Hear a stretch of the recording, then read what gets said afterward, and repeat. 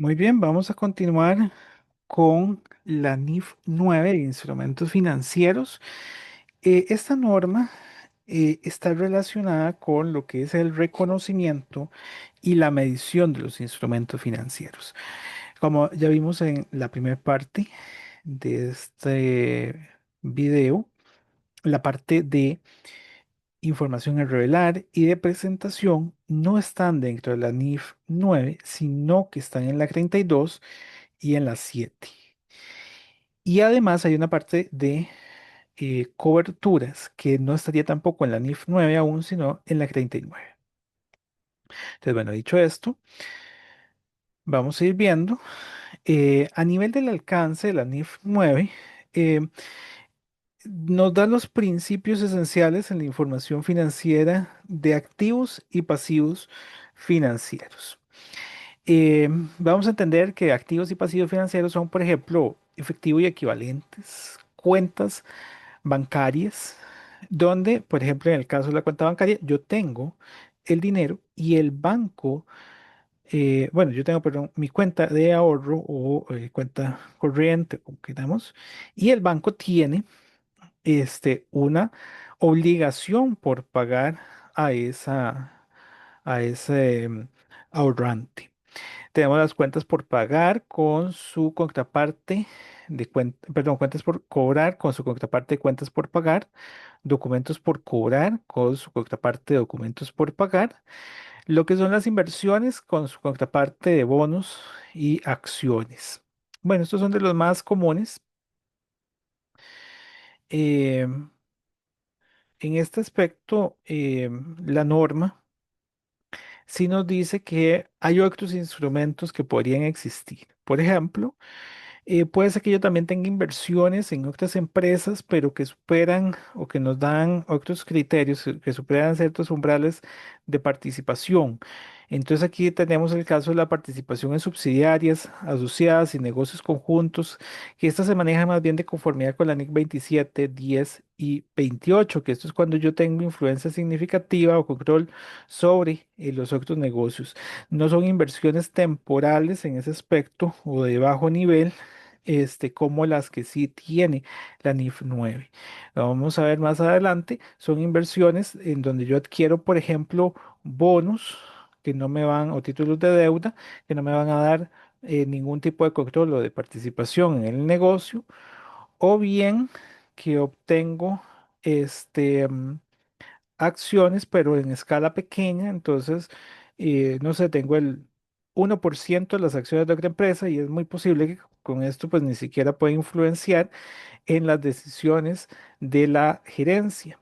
En el caso que estamos viendo acá de la NIC 28 o de la NIF 10, ya yo tengo porcentajes importantes de participación.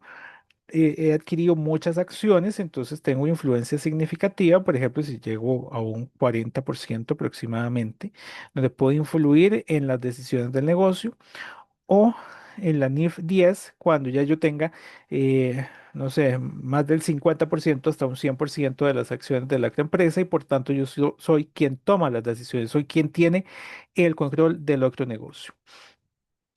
El caso de los arrendamientos, con excepción para los derechos de cobro y deterioro, que esto se lleva más bien por la NIF 16, los planes de beneficios a empleados que son registrados por la NIC 19. Hay otros casos como los instrumentos patrimoniales propios, que estos están más bien bajo el alcance de la NIC 32, que es parte de este paquete de normas de instrumentos financieros que veremos más adelante. Los contratos de seguro de la NIF 17, salvo los derivados implícitos que quedarían bajo el alcance de la NIF 9.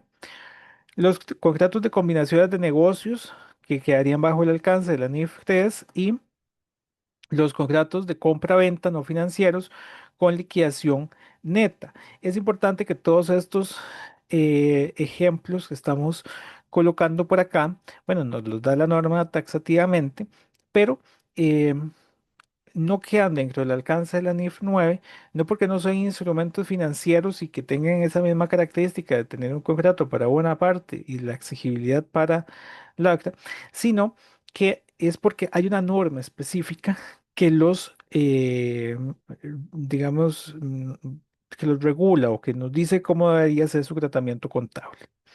Entonces, para no tener esa doble eh, alcance, entonces están dentro de las otras normas. A nivel del reconocimiento, bueno, hay un reconocimiento inicial de los instrumentos financieros. La norma nos dice que se reconoce en el balance cuando se contiene en parte de las cláusulas, perdón, se convierte en parte de las cláusulas contractuales, es decir, cuando está como parte de un contrato y desde ese momento se clasifica y mide conforme a los requisitos de la NIF 9.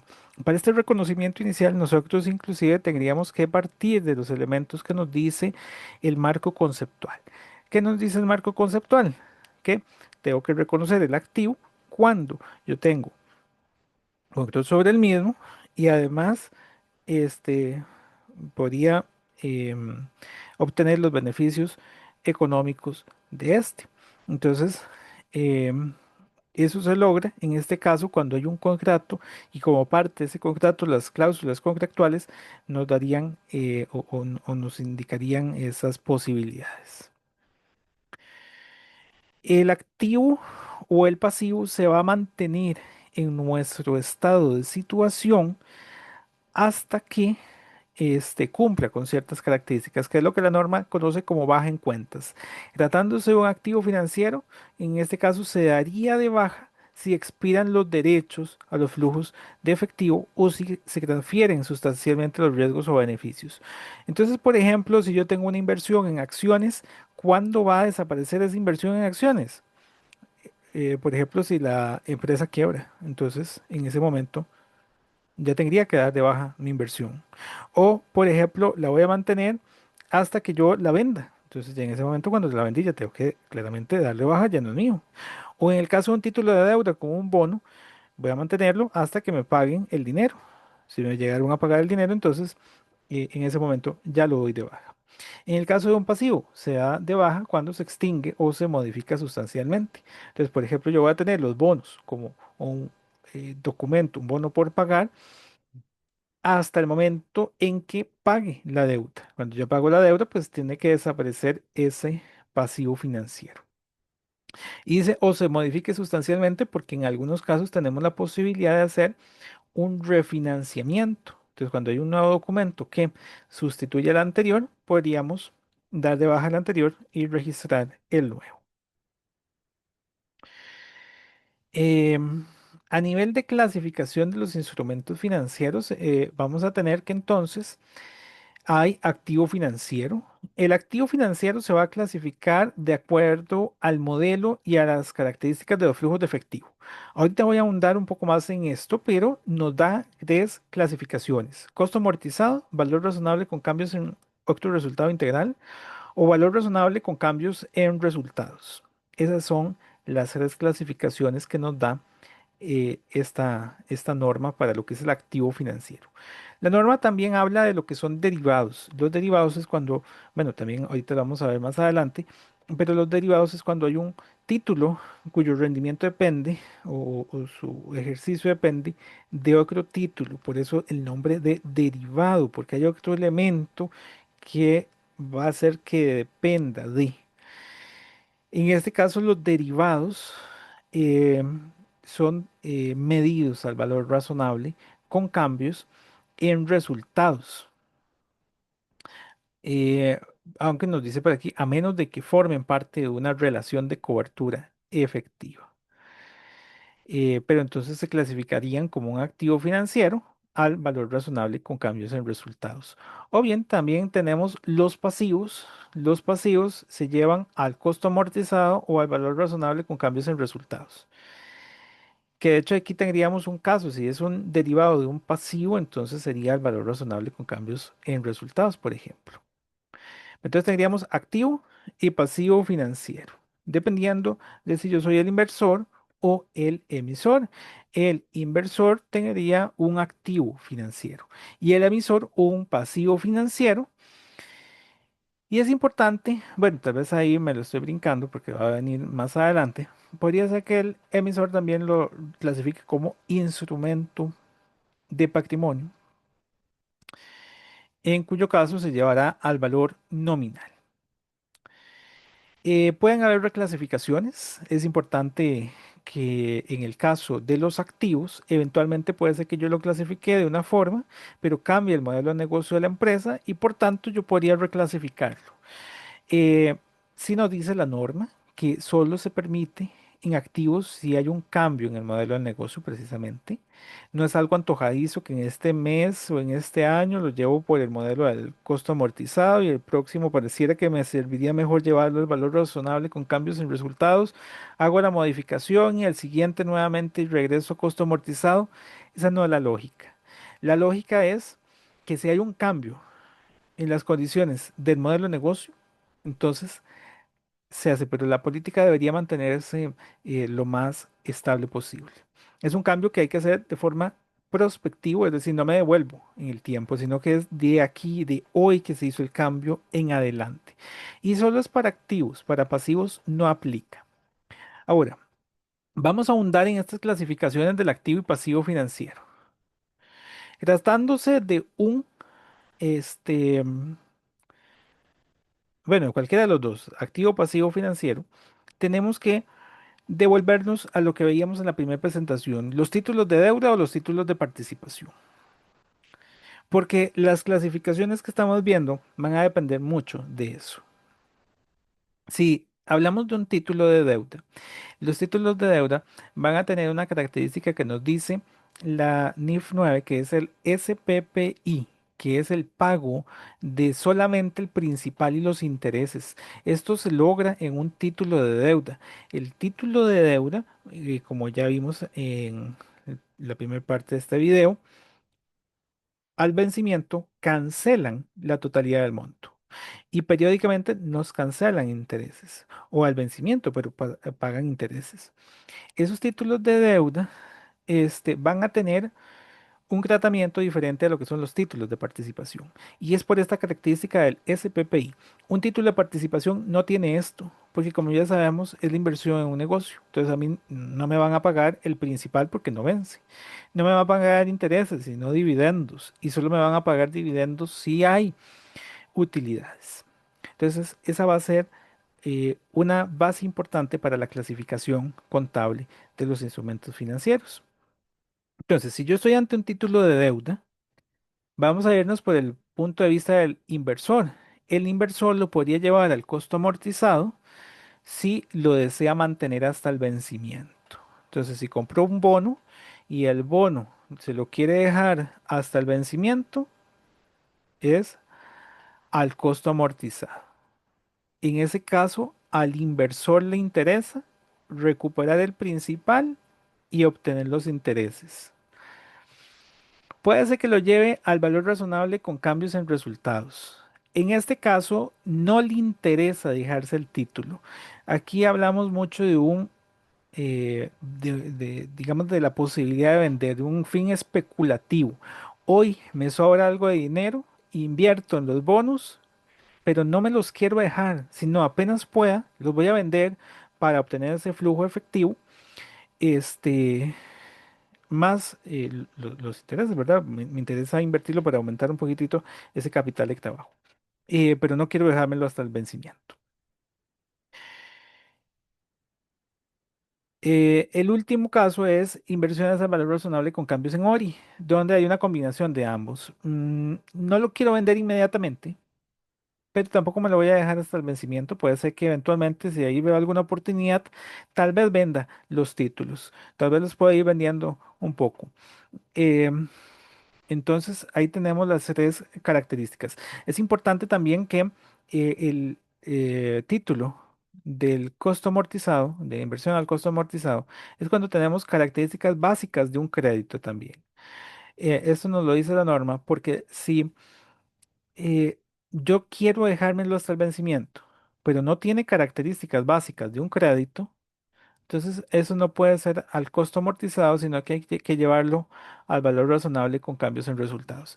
Elementos como que la tasa de interés depende de un índice bursátil, eso no es una característica básica de un crédito. Por el contrario, es una característica muy especial de un crédito. Entonces, va al valor razonable con cambios en resultados. Desde el punto de vista del emisor, entonces tendríamos que lo puede llevar al costo amortizado o al valor razonable. Em, Ahí va a depender.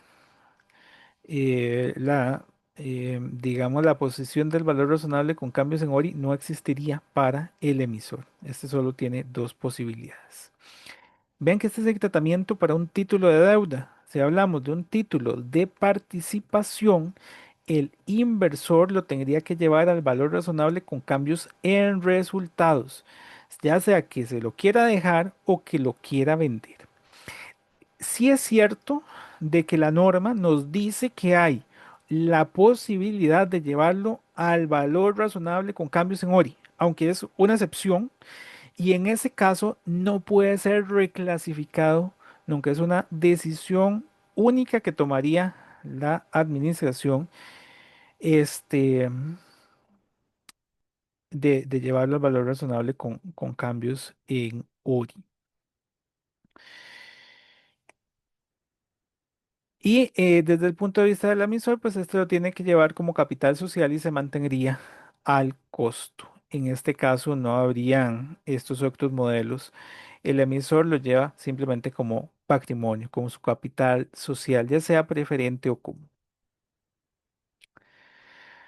A nivel de la medición posterior, es decir, una vez que ya he adquirido el título y que están mis estados, cuando yo hago el cierre mensual y anual, voy a hacer una medición.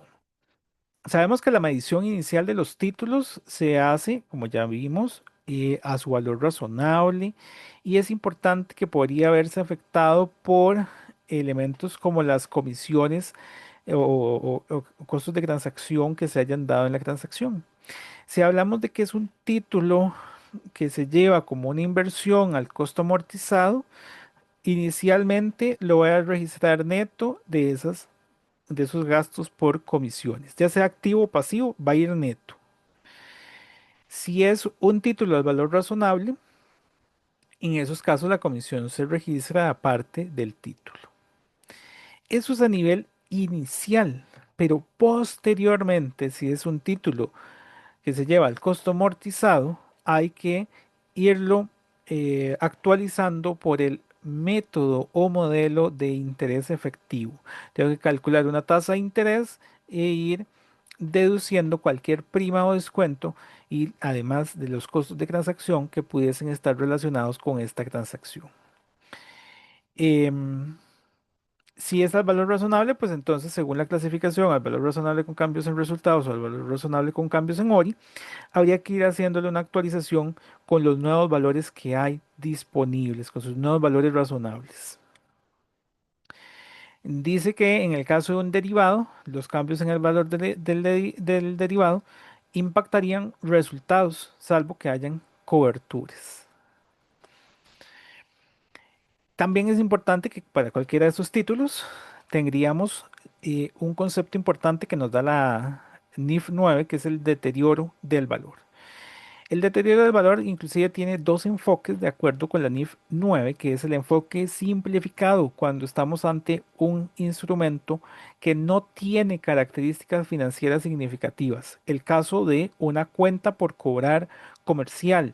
Yo voy y compro algo y me dan una factura. Esa factura normalmente no tiene características crediticias importantes. No me están cobrando una tasa de interés, no tengo un plazo, ni, bueno, sí, pues tendríamos un plazo, pero no tiene esas características que sí tiene, por ejemplo, un bono. En estos casos, se utiliza un enfoque simplificado que no es otra cosa que aplicarle a esos instrumentos, esos activos financieros, una matriz de, este, de incobrabilidad donde se reconoce una pérdida crediticia esperada por la vida útil del activo, por su monto total. Y cuando tenemos características crediticias significativas es, por ejemplo, un bono, y ese bono tiene, entonces, el elemento de las tasas de interés, de los plazos y una serie de componentes. Ahí lo que hacemos es registrar una pérdida crediticia esperada que se realiza por etapas. Hay tres etapas para el reconocimiento de la pérdida crediticia esperada. La pérdida crediticia esperada, aquí lo estoy sintetizando en esta tabla donde tenemos tres etapas. La primera es cuando es un crédito sin deterioro. Desde el reconocimiento inicial no ha tenido ningún deterioro, es decir, nosotros compramos el bono y siempre nos han estado pagando los intereses y la empresa que lo emitió pues lo va a pagar, lo va a cancelar. En esos casos siempre tengo que calcular una pérdida crediticia esperada porque siempre hay un riesgo de que no me lleguen a pagar, pero el riesgo es menor. En ese caso, calculo una pérdida crediticia esperada para los próximos 12 meses de vida del instrumento. Y se debe considerar el efecto de los intereses. Dice que cuando nosotros calculamos una pérdida crediticia esperada en el nivel uno, se hace sobre el valor bruto sin ajustar el activo. Ahora, si nosotros evolucionamos y vamos al nivel 2, ya que hay un deterioro un poco significativo en el nivel de riesgo del crédito desde el reconocimiento inicial, pero sin pérdida objetiva. Entonces, por ejemplo, el cliente tal vez, bueno, quien nos debe el dinero, tal vez hemos obtenido información de que su calidad crediticia ya no es tan buena. Puede ser que no nos haya dejado de pagar, pero su calidad crediticia ya no es tan buena. En este caso se hace el cálculo de la pérdida crediticia este, por toda la vida del instrumento. Entonces, si el instrumento es a 2 años, entonces tengo que descontar los flujos de 2 años. Y se hace sobre el valor bruto del activo. Finalmente, bueno, tal vez aquí es importante que tanto en el uno como en el 2, ahí cuando nos referimos al valor bruto del activo y que por ejemplo en la etapa uno dice que es sin ajustar, es en el entendido de que en ese momento yo ya tendría un valor en libros del activo más un valor en libros de los intereses por cobrar, no ajusto más intereses, sino que es ese valor actual que ya tengo, ese valor bruto, el que yo voy a descontar. En el caso de la etapa 2, eh, en este caso sería el valor de todo el flujo que se espera del activo. Y en la etapa 3, pues es un activo crediticio deteriorado, es cuando ya existe impago o una pérdida objetiva. Ya el cliente no nos está pagando y sabemos que su calidad crediticia ha sido deteriorada. Entonces, en este caso, hacemos el reconocimiento de una pérdida esperada por toda la vida del instrumento y la idea es que pues esta pérdida crediticia esperada nos va a dar un valor en libros prácticamente que de cero, porque aquí estamos ante un deterioro que va a culminar en un impago.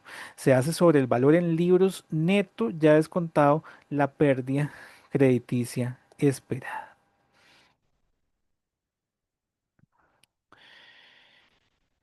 Y para finalizar, pues bueno, los últimos elementos que tiene la NIF 9 son las coberturas. Es importante que solo abarque ciertas coberturas.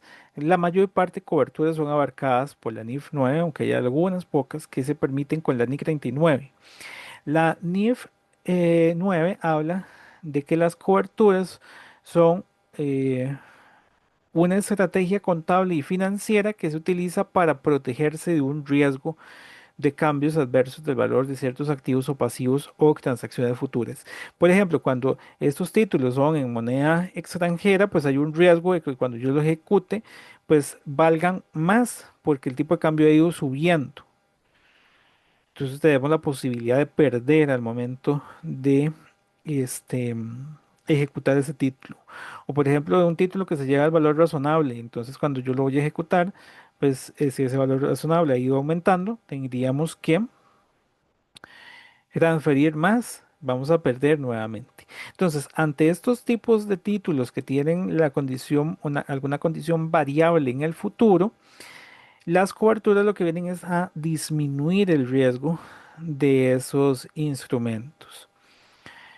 Esos riesgos podrían venir de tasas de interés que sean variables, por ejemplo, de tipos de cambio, precios de materias primas o riesgos financieros.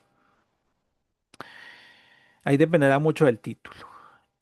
Las coberturas, entonces, es un título generalmente que nos ayuda a protegernos de algunas de estas situaciones. Por ejemplo, yo puedo tener un título de moneda extranjera y puedo negociar con alguna institución financiera la adquisición de divisas a cierto tipo de cambio fijado hoy para ejecutar en el futuro. Hoy estoy conviniendo con, por ejemplo, el banco que voy a comprarle el tipo de cambio X dentro de 6 meses. Ese tipo de cambio me lo van a mantener dentro de 6 meses. Ya con eso estoy cubriendo, por eso el nombre de cobertura, estoy cubriendo la posibilidad de que eh, aumente el tipo de cambio. Em, la documentación que se requiere para registrar una cobertura es esta. Primero que todo, el instrumento de cobertura. Tenemos que tener ese instrumento, ¿verdad? No es algo ficticio, sino que yo tuve que, por ejemplo, haber convenido con el banco en mi ejemplo y tengo un contrato que obliga al banco a venderme esa cierta cantidad de divisas a un tipo de cambio fijo en el futuro. Tengo que determinar qué partida cubre. Eso es algo importante porque después hay que revelarlo y entonces no es que cubre hay cualquier partida, sino que tenemos que saber qué partida específica cubre. ¿Cuál es la naturaleza del riesgo cubierto? Si es, por ejemplo, por tipo de cambio, por tasa de interés, por valor razonable. La estrategia de gestión del riesgo, ¿cómo es que funciona esa cobertura para cubrir ese riesgo? Y cómo se evalúa la eficiencia, que es prospectiva, y puede ser prospectiva y retrospectiva, y dependiendo. Pero aquí lo que nos estamos refiriendo es, bueno, cuando yo voy a revelar la información de la cobertura, ¿qué tan eficiente es? ¿Cubre o no cubre el riesgo como tal? Ahora veremos en la NIC 39 que también habla de coberturas, que esa nos da inclusive algunos intervalos ahí de porcentajes que debería cubrir. La NIF 9 no lo hace. La NIF 9 nada más nos pide que veamos si la cobertura pues cubre, valga la redundancia, el riesgo al que está asociado y que eso lo demos a conocer. Qué tan eficiente es. Em, Vamos a tener que las coberturas podrían ser principalmente lo que se le conoce como derivados, que inclusive ya había mencionado anteriormente.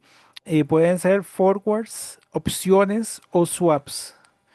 También podrían ser ciertos instrumentos financieros no derivados como coberturas de riesgo de tipo de cambio, el ejemplo que ya mencionado ahorita. Em, en todo caso, el instrumento financiero, lo importante aquí es que debe medirse al valor razonable. El instrumento que estamos utilizando como una cobertura debe medirse al valor razonable y debe cumplir los criterios de designación apropiada, ¿verdad? Que son los que mencionábamos anteriormente como requisitos. Y cuando yo identifico la partida cubierta, bueno, este puede ser un activo, puede ser un pasivo, depende si yo soy inversor o emisor, puede ser que inclusive tenga de ambos. Este puede ser un compromiso en firme, una transacción futura altamente probable o una inversión neta en una operación en el extranjero. Y es importante que esa partida que yo estoy identificando al instrumento financiero de cobertura podría cubrirse en su totalidad o de forma parcial. ¿A qué nos referimos con esto? Que puede ser que el instrumento financiero tenga variabilidad de las tasas de interés y variabilidad del tipo de cambio. Tiene dos riesgos. Entonces puede ser que mi instrumento de cobertura no cubra todo, nada más cubre el tipo de cambio o la tasa de interés únicamente. Entonces por eso se habla que podría ser una cobertura total o parcial. Se busca que sea total, pero eventualmente puede ser que sea únicamente parcial en términos, bueno, como dice aquí, de la cantidad de la cantidad o riesgo que corresponda. Y nos da el ejemplo, bueno, parecido a lo que les había dicho, que solo el riesgo de la tasa de interés o el tipo de cambio. Hay tres tipos de cobertura que nos da la norma. Tendríamos la cobertura de valor razonable, que protege contra cambios en el valor actual de los activos o pasivos. Aquí el ejemplo es una cobertura, por ejemplo, de un bono a tasa fija con un swap. Entonces hago el contrato de swap y con eso logro tener la tasa fija, y que no tengamos esa alteración del valor del activo o del pasivo. El tratamiento contable es que las variaciones de este tipo de coberturas, su actualización al cierre, se llevaría a resultados. Recuerda que la cobertura se registra el valor razonable. Entonces, cuando yo calculo la variación al cierre, actualizándole el valor razonable, entonces lo llevo al estado de resultados. Si es una cobertura de flujo de efectivo, bueno, las coberturas de flujo de efectivo lo que hacen es proteger contra cambios en los flujos de efectivo futuros. Este, por ejemplo, una cobertura de intereses variables. Entonces, en estos casos, bueno, aquí en nuestro ejemplo dice que puede ser con un derivado, por ejemplo. Cuando se trata de una cobertura que es de flujos de efectivo, se llevaría a ORI, con cambios en ORI sería este más bien, en lugar de a resultados. Esto porque tal vez veamos el caso de los flujos de efectivo. El punto es que cuando yo proyecto los intereses y son intereses variables, entonces es un flujo de efectivo porque no es solamente un pago puntual, sino que pueden ser pagos en diferentes fechas, pagos durante varios años que tengo el instrumento financiero. Finalmente tenemos la cobertura para una inversión en el extranjero. Estas inversiones en el extranjero, generalmente su riesgo es de tipo de cambio. Dice que protege contra el riesgo del tipo de cambio de una inversión en el extranjero, porque claro, tiene otra moneda eh, fu- eh, de registro diferente. La cobertura de una subsidiaria puede ser, por ejemplo, en una moneda, y en este caso su tratamiento contable tiene dos componentes. Primero que todos los cambios que se llevan, las actualizaciones del valor razonable se llevan al ORI, pero luego cuando la inversión desaparece, vean que dice que se llevaría resultados cuando se vende la inversión. Y bueno, con eso finalizaríamos la NIF 2. Muchas gracias.